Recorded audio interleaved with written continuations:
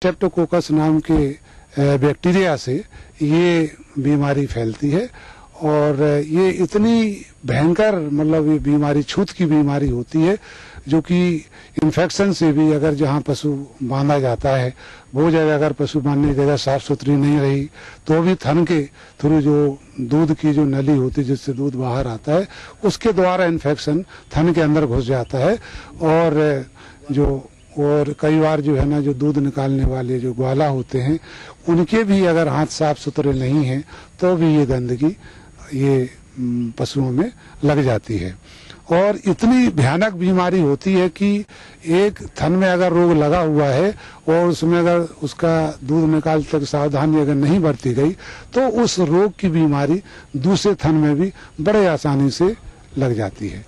कई बार दूध निकालते समय लापरवाही पूर्वक दूध निकालने से भी थन को ज्यादा दबा देने से भी कई बार ये होता है कि पशु का थन खराब होने की संभावना बनी रहती है।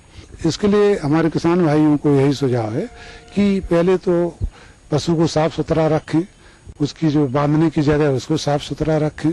किसान भाई दूध निकालते हैं उनके हाथों की साफ सफाई भी बहुत ही आवश्यक है। इसके अलावा फिर ये पहचान कैसे करी जाए कि इस थनैला रोग के जो लक्षण हैं वो तो थन में कहीं सूजन दिखाई देगी और उसके अलावा कई बार थन से खून आना शुरू हो जाता है, दूध पीलापन लिए हुए आने लगता है, फिर उसमें जो लिचड़े जैसे उसमें है जो उस तरीके से आने लगते हैं। तो ये जब कभी अगर दिखता है तो सबसे पहले तो ये है कि उसको उस पशु का दूध सबसे बाद में निकाला जाए जिससे कि उसका छूत दूसरे पशु में ना लगे और उस पशु को भी अगर हो सके तो दूसरे झोटे से भी उसको अगर अलग मान दें तो ज्यादा अच्छा रहेगा। तो इससे निजात पाने के लिए जैसे ही एक तो हमेशा किसान भाइयों को सतर्क रहना चाहिए कि वो देखते रहें कि कि कहीं पशु को इस थनैला रोग से ग्रसित तो नहीं हो रहा है और अगर होता है तो तुरंत उसको पशु चिकित्सक से सलाह लें, उनको दिखाएं, उसका सही उसका उपचार करें और उसके उपचार के लिए जो है ना जो पेनिसिलिन के जो है ना इसको इंजेक्शन पशु को दिए जाते हैं और इसकी ट्यूब भी रहती है, उसको कई नाम से ये ट्यूब बाजार में उपलब्ध रहती है और दूध निकालने के बाद उसको बिल्कुल पूरा थन उसका खाली कर लें और उसमें जो है ना वो ट्यूब इसको इंट्रामेमरी उसको डाल दें तो उससे जो है ना इस रोग से जो है ना इसकी पशु की इस रोग से रक्षा की जा सकती है। तो पशु की देखरेख सही ढंग से रोज होती रहे, ऐसी घातक बीमारियों से जो है ना पशुओं को हम निजात दिला सकते हैं। कार्यक्रम की इसी कड़ी में दूसरा प्रश्न पूछा है ग्राम ईटखेड़ी जिला भोपाल के कृषक राजू पटेल ने। इन्होंने अमरूद का उद्यान लगा रखा है तथा उसमें कुछ वृक्ष सूख रहे हैं। यह इसके प्रबंधन के बारे में जानकारी चाहते हैं। तो राजू जी, आपकी जानकारी हेतु प्रस्तुत है कार्यक्रम का यह अंश। तो राजू जी, अमरूद के सूखने का कारण है इसमें लगने वाले कुछ भूमि जनित फफूंद का प्रकोप। सामान्यतः दो फफूंद इसके सूखने के कारण बनते हैं। पहला है फ्यूजेरियम ऑक्सीस्पोरम और दूसरा है मैक्रोफोमिना फैसियोलिना।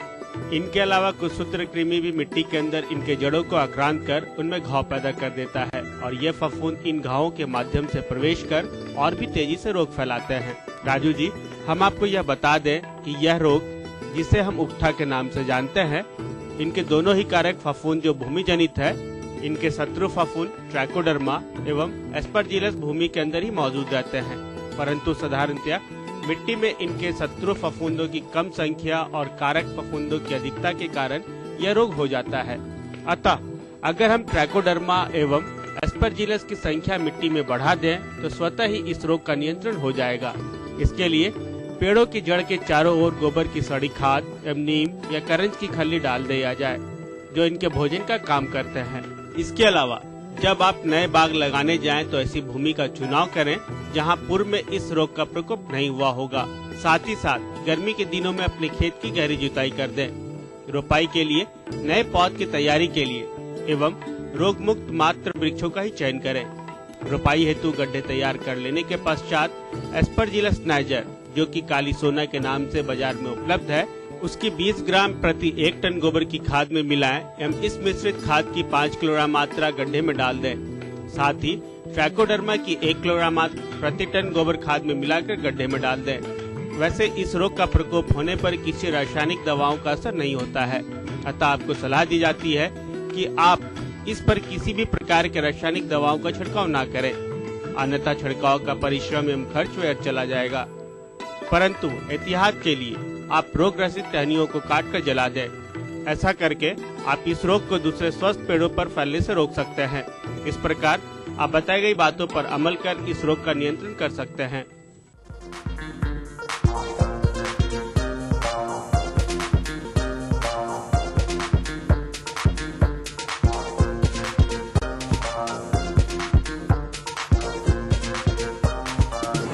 आइए जानते हैं राज्य की विभिन्न मंडियों के भाव।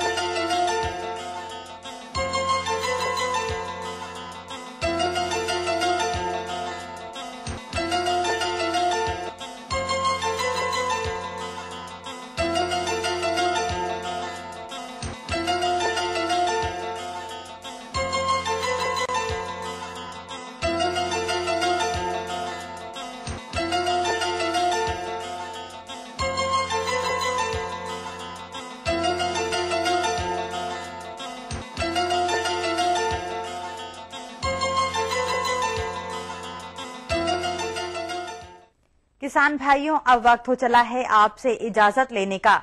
समस्या एवं सुझाव के लिए संपर्क करें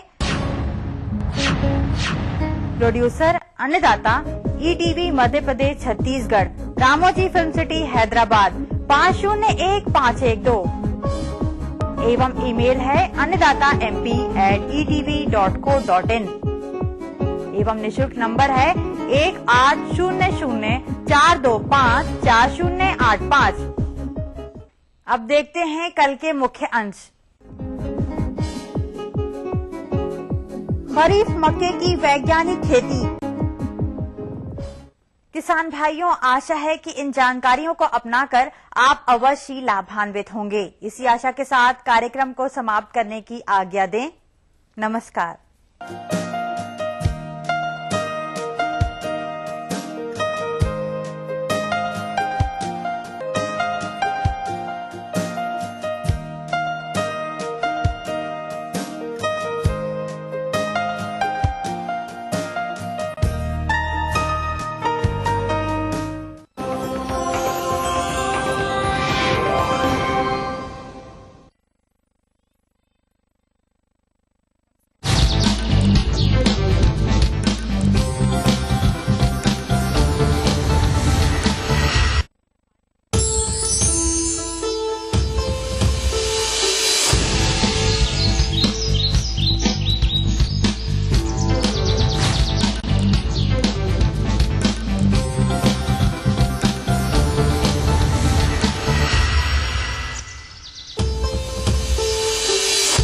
प्रधानमंत्री के ट्वीट पर दिग्विजय सिंह का समर्थन का। पीएम ने कांग्रेसी कार्यकर्ताओं की भावनाओं को किया व्यक्त। मनमोहन सिंह ने राहुल को कमान संभालने के बारे में किया था ट्वीट।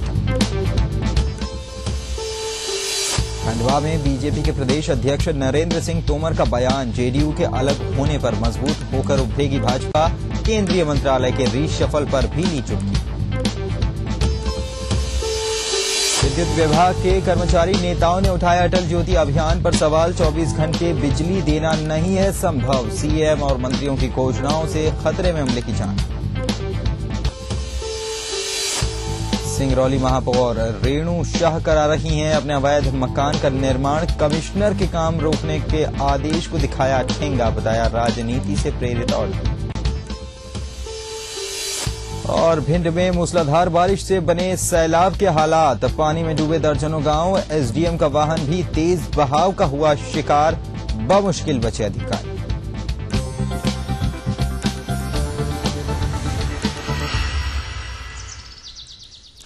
नमस्कार, सुप्रभात मध्य प्रदेश में आपका स्वागत है। आपके साथ मैं हूं पुनीत मिश्रा। सबसे पहले बात करते हैं भिंड की। भिंड में बीते 24 घंटों से हो रही मूसलाधार बारिश के चलते सैलाब से हालात पैदा हो चुके हैं। दर्जन भर गांव पूरी तरह से पानी में डूब चुके हैं और जनजीवन अस्त व्यस्त हो चुका है। इलाके का जायजा लेने पहुंचे मेहगांव एसडीएम की गाड़ी भी पुलिया पार करने के दौरान बाढ़ में फंस गई और बहाव में बहते बहते वो बाल बाल बचे। इलाके में लोगों की मुसीबतें इस कदर बढ़ गई हैं कि उन्हें गांव से बाहर निकलने का भी रास्ता अब नहीं सूझ रहा।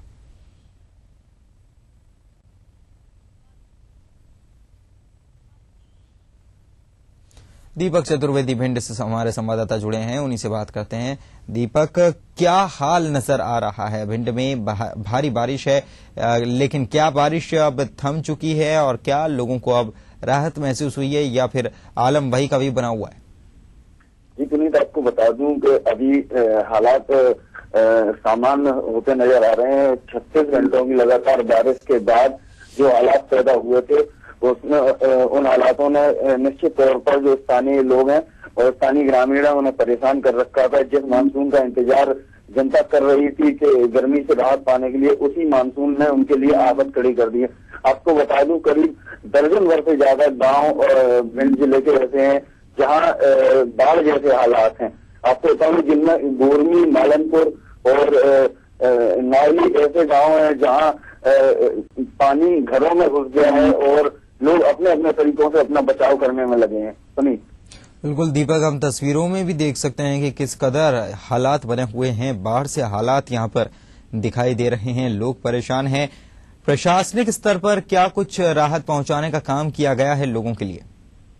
जी पुनीत, आपको बता दूं कि मानसून आने से पहले भी प्रशासन ने कलेक्टर ने अपने आला अधिकारियों के साथ बैठक की थी और बाढ़ से निपटने के प्रयास करने के निर्देश दिए थे। लेकिन जिस प्रकार से जो 24 घंटों की बारिश के बाद इन गांवों में हालात बने हैं, उससे तो यही नजर आता है कि प्रशासन के पास पुख्ता इंतजाम नहीं है। हालांकि अधिकारियों का कहना है कि वो लगातार प्रयास कर रहे हैं और इस प्रकार की आपदाओं से निपटने के लिए तत्पर हैं। जी, आपदाओं से निपटने के लिए प्रयास जारी हैं। दीपक, वहीं कुछ लोगों का नुकसान भी हुआ है, ऐसी जानकारी है, तो क्या इन लोगों को जो नुकसान हुआ है उसका मुआवजा सरकार के द्वारा, प्रशासन के द्वारा दिया जाएगा, ऐसी कोई बातें? जी पुनीत, आपको बता दूं जो ये 36 घंटों की बारिश हुई है उनमें एक बड़ी घटना मालनपुर में सामने आई है, जहां मालनपुर में एक मकान ढह गया और जिसमें दबकर एक महिला बैकुंठी की मौत हो चुकी है और उसकी 2 बेटियां गंभीर रूप से घायल हैं, जिन्हें ग्वालियर में इलाज के लिए भर्ती कराया गया है। आपको बता दूं कि प्रशासनिक अधिकारियों का कहना है कि जो ये घटना हुई है, जो आपदा हुई है, उसका उचित मुआवजा जो मृतका है उसे उसके परिजनों को दिया जाए। शुक्रिया दीपक इस तमाम जानकारी के लिए। तो प्रशासन उचित मुआवजे की बात कर रहा है। हादसे भी हुए, महिला की मृत्यु हो गई, वहीं उसकी 2 बेटियां जो हैं गंभीर रूप से जख्मी हैं, ग्वालियर में इलाज चल रहा है। भिंड में हालात अब कुछ सामान्य होते नजर आ रहे हैं। 36 घंटे की लगातार बारिश से जनजीवन जो है वो असामान्य हो गया था। भारी बारिश की वजह से इलाके में दूर दूर तक हर तरफ पानी ही पानी नजर आ रहा था। लोग परेशान थे। गांवों में सबसे ज्यादा दिक्कतें लोगों को पेश आई। हालांकि प्रशासन ने जो इंतजाम किए वो भी नाकाफी साबित हुए, लेकिन अब यहां पर बारिश रुक गई है और अब हालात धीरे धीरे सामान्य होते नजर आ रहे हैं।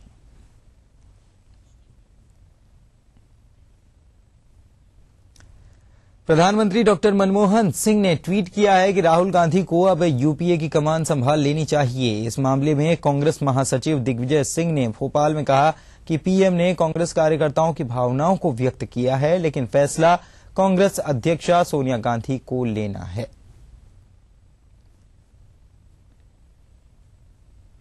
माननीय प्रधानमंत्री जी ने जो करोड़ों कार्यकर्ताओं की भावना है उसे व्यक्त किया है, लेकिन ये निर्णय जो है हमारी माननीय नेता श्रीमती सोनिया गांधी जी पर छोड़ दीजिए।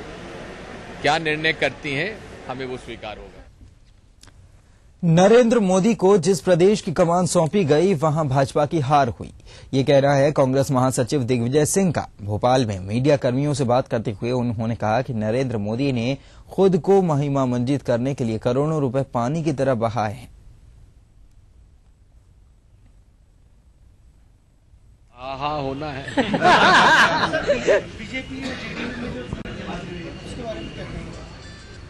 अब इसमें हमारा क्या लेना देना, क्योंकि बात साफ है कि नरेंद्र मोदी का जो व्यक्तित्व है वो टूट फूट का है। सामाजिक समरसता तोड़ो, भाजपा तोड़ो, एनडीए तोड़ो, धर्म के नाम पर और झूठे सच्चे आरोप लगाकर फॉल्स एनकाउंटर करा दो, ये उनके काम करने का चरित्र है। और उन्होंने हमेशा जिस हाथ ने उनको ऊपर उठाया है उसी हाथ को उन्होंने काटा है। सोमवार को प्रदेश भाजपा की महिला मोर्चा के महासम्मेलन का खंडवा के मोंदी क्षेत्र से आगाज हुआ। भारी बारिश के बावजूद जिले भर से महिलाओं ने कार्यक्रम में हिस्सा लिया। कार्यक्रम में विशेष रूप से भाजपा के प्रदेश अध्यक्ष नरेंद्र सिंह तोमर शामिल हुए और इस कार्यक्रम में हिस्सा लेकर महिला मोर्चा का उत्साहवर्धन किया। मीडिया से बात करते हुए तोमर ने कांग्रेस पर देश और प्रदेश में विकास न करने का आरोप लगाया। केंद्र सरकार द्वारा किए गए मंत्रालय के रिशफल पर चुटकी लेते हुए उन्होंने कहा कि इससे कांग्रेस को कुछ फायदा नहीं होगा, जनता सब जान चुकी है। वहीं एनडीए गठबंधन से जेडीयू के अलग होने पर तोमर ने कहा कि इससे भाजपा और मजबूत होकर उभरेगी। पार्टी के सभी मोर्चे अपने अपने कामों में पूरी सक्रियता से साथ लग गए हैं। उसी योजना के अंतर्गत महिला मोर्चा के भी इस प्रकार के सम्मेलनों के कार्यक्रम आज से प्रारंभ हुए हैं और ये पूरे प्रदेश में इस प्रकार के कार्यक्रम की आयोजना हर जिले में की गई है और इसके माध्यम से महिलाओं को उत्साहित भी करेंगे, महिलाओं को भारतीय जनता पार्टी के संदेश से परिचित भी कराएंगे और महिलाएं अग्रणी होकर भारतीय जनता पार्टी के चुनाव में भाग लें, स्वयं भी भारतीय जनता पार्टी के हक में वोट करें।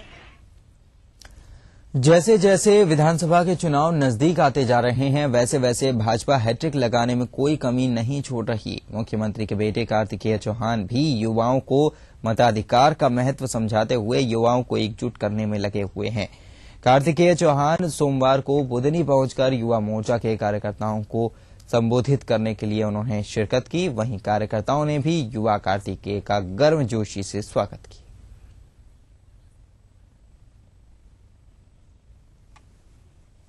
वैसा ही सुख आज कार्तिकेय चौहान को मिला है जो आप सभी के समक्ष आया।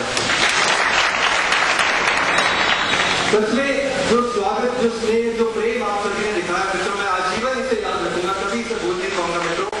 और मैं आप सभी का धन्यवाद करता हूं कि आप अपना बहुमूल्य समय निकालकर आप मुझे सुनने यहाँ पर आए। मैं आप सभी के समक्ष किसी राजनीतिक उद्देश्य से नहीं आया हूँ, बल्कि जिस कार्यक्रम से मैं आप सभी को आमंत्रित करने आया हूँ वो एक गैर राजनीतिक कार्यक्रम है। ये कार्यक्रम ऐसा है जिसमें हम कुछ विषय पर चर्चा करेंगे। ये कुछ ऐसे विषय है जो हमारे देश के लिए बहुत जरूरी है। रुक रहे छोटे से ब्रेक के लिए, जल्द हाजिर होंगे कुछ और खबरों के साथ।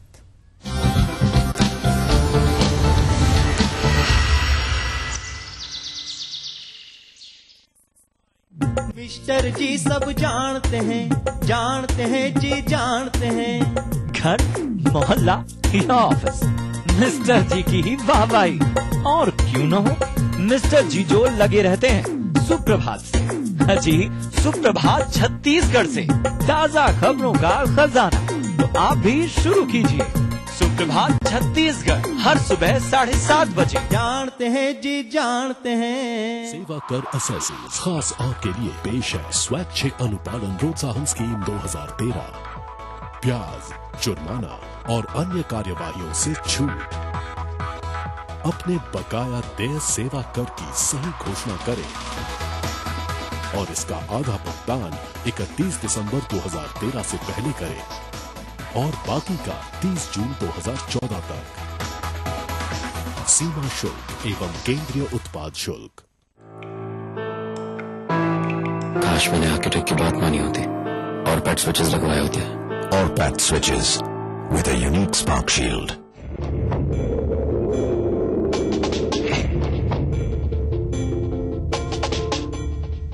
तेरे देश की मिट्टी तुझे पुकारे, भारत का वासी है तू, बातें गर्व से बतला रे, वो जुड़ जा रे, जुड़ जा रे, जुड़ जा रे, जुड़ जा रे।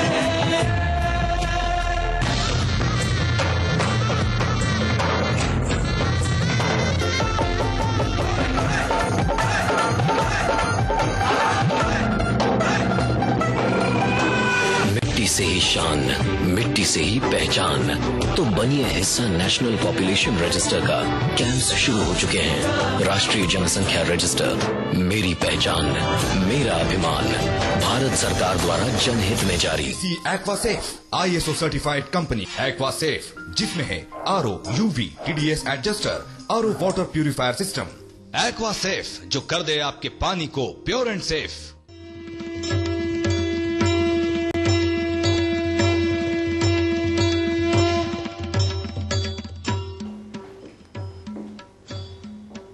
देश के पूर्व प्रधानमंत्री श्री अटल बिहारी वाजपेयी ने जो नदियों को जोड़ने का सपना देखा था, उसे मध्य प्रदेश के मुख्यमंत्री श्री शिवराज सिंह चौहान जी ने साकार करने का बीड़ा उठाया है।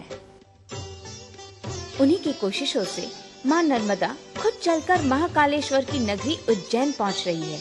इस प्राचीन कार्य के लिए इंदौर से 22 किलोमीटर दूर उज्जैनी ग्राम से क्षिप्रा के उद्गम स्थल से 432 करोड़ की नर्मदा क्षिप्रा सिंहस्थ लिंक परियोजना का कार्य आरंभ किया गया है। परियोजना का एक उल्लेखनीय लाभ ये होगा कि विश्व प्रसिद्ध सहिष्ठ मेले में उज्जैन आने वाले लाखों श्रद्धालु पवित्र जल से स्नान कर पाएंगे।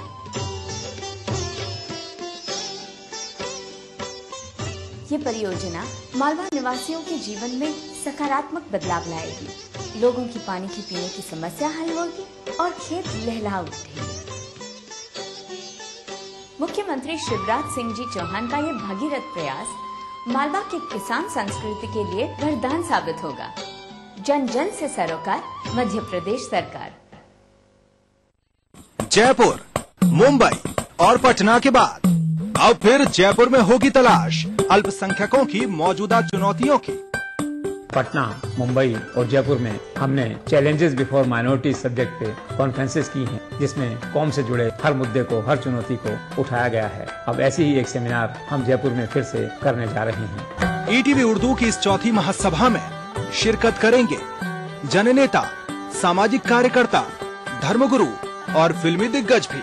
मैं आपसे गुजारिश करूंगा कि बड़ी से बड़ी संख्या में पहुंचकर इस सेमिनार में शिरकत करें। 22 जून 2013 दोपहर 2:30 बजे से देखिए हिंदुस्तान जिंक की पेशकश अल्पसंख्यकों के समक्ष चुनौतियां विषय पर महासम्मेलन लाइव ETV के सभी हिंदी और उर्दू चैनलों पर।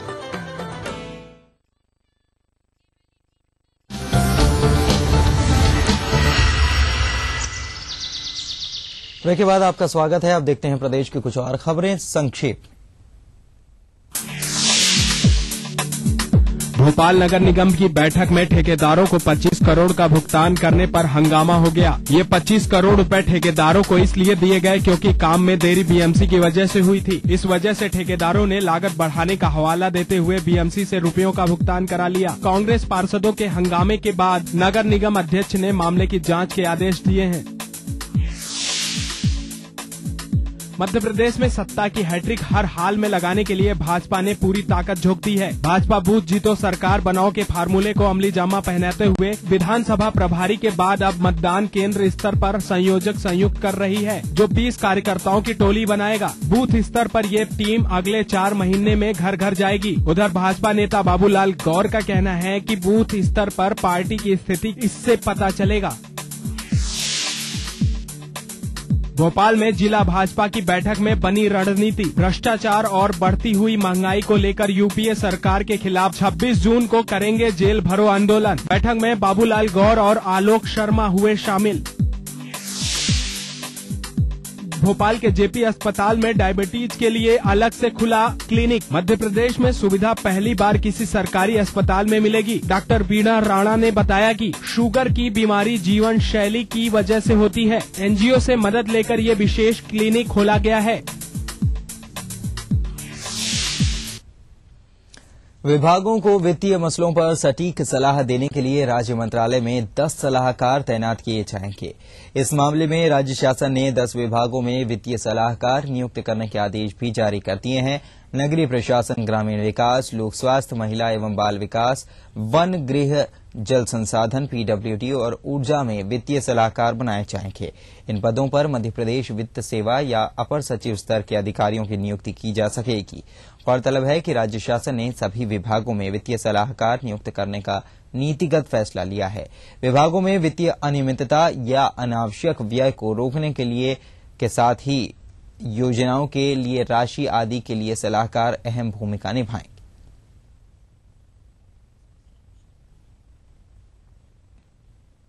राज्य सरकार के अटल ज्योति अभियान पर बिजली कर्मियों ने ही सवाल उठाने शुरू कर दिए हैं।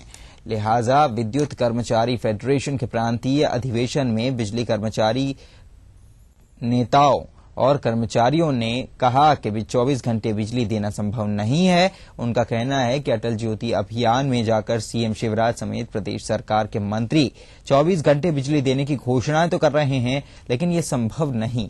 इसी वजह से बिजली न मिलने पर आम जनता बिजली दफ्तरों पर हमले कर रही है, जिससे कर्मचारियों की जिंदगी खतरे में है। अटल ज्योति अभियान जो है उसमें सबसे बड़ी समस्या यह है कि सरकार ने कह दिया कि 24 घंटे बिजली मिलेगी। बिजली का व्यवस्था कुछ इस प्रकार की है कि उसमें इंटरप्शन आता ही आता है। कभी ना कभी तो ऐसा होगा कि मेंटेनेंस के लिए घंटों बिजली जाएगी, कभी ऐसा होगा इंटरप्शन आएगा, फॉल्ट आएगा, 1 घंटे के लिए 2 घंटे के लिए जाएगी। तो सरकार ने जब कह दिया 24 घंटे मिलेगी तो पब्लिक मानती है 24 घंटे मिलेगी। इस कारण जब बिजली जाती है तो बिजली कर्मचारियों की पिटाई होती है। बिजली कर्मचारियों की संख्या उपभोक्ताओं के अनुपात में बहुत कम है और इस प्रकार से एक राजनीतिक लाभ उठाने के लिए बिजली कर्मचारियों का जीवन संकट में डाल दिया गया है। हमारा ये कहना है कि आप पहले 24 घंटे सप्लाई के लिए व्यवस्था तो करें, अमला उपलब्ध कराएं, सारी लाइनों को रिनोवेशन करें, ट्रांसफार्मर को ठीक करें, उसके बाद घोषणा करें कि आप 24 घंटे बिजली दे सकते हैं। सिंगरौली जिले के कचनी में महापौर रेणु शाह अपने अवैध मकान का निर्माण करवा रही हैं। मामले को संज्ञान में लेते हुए कमिश्नर ने मकान के निर्माण के काम को रोकने के निर्देश दिए, जबकि महापौर कमिश्नर के आदेश को राजनीति से प्रेरित होकर दिया आदेश बता रही हैं। बहरहाल महापौर कमिश्नर के आदेश को ताक पर रखकर अपने अवैध निर्माण में जुटी हुई हैं। कलेक्टर को भी इस बारे में शिकायत मिली है, जिसकी जांच की जा रही है। लेकिन सवाल यही है कि जब खुद महापौर अवैध निर्माण में जुटी हों तो फिर आम जनता में इसका क्या संदेश जाएगा। भी जनता के लिए है, बिल्डिंग परमिशन के लिए, वो मेरे लिए भी है, मैं भी इसका पालन करती हूँ। तो वो परमिशन के लिए एप्लीकेशन लगाया गया, डायवर्सन भी लिया गया। अब चूंकि आप समझ रहे हैं कि राजनीतिक द्वेष भावना है, इस सरकार में अधिकारी भी बहुत ज्यादा राजनीति करते हैं, जनप्रतिनिधि तो है ही है। इसे व्यक्तिगत द्वेष भावना या राजनीतिक द्वेष लेकर के चल रहे हैं अधिकारी।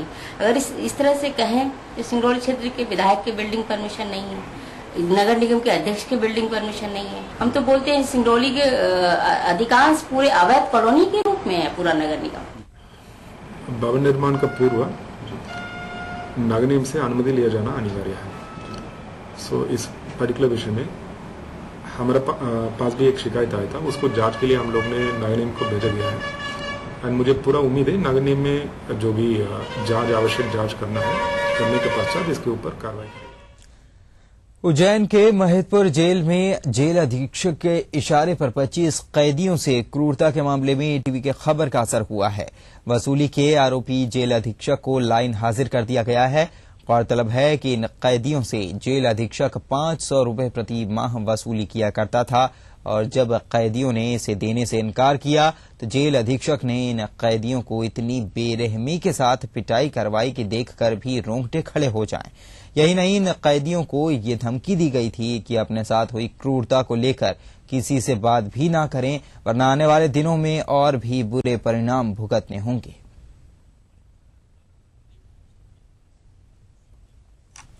रुक रहे हैं छोटे से ब्रेक के लिए, जल्द हाजिर होते हैं।